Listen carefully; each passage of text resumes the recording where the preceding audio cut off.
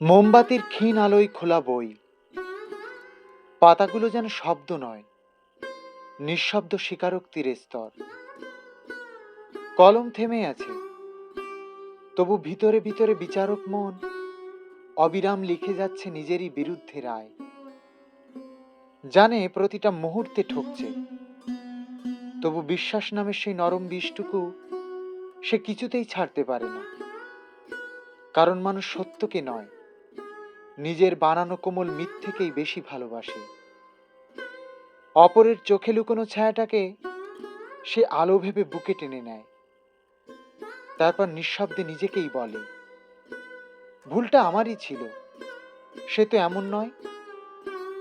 এভাবেই ধীরে ধীরে ভাঙতে ভাঙতে নিজেকেই নতুন করে সাজায় প্রতারণার ভিতরে, যেখানে সত্য সবচেয়ে নির্মম আর অন্ধকারই একমাত্র আশ্রয়।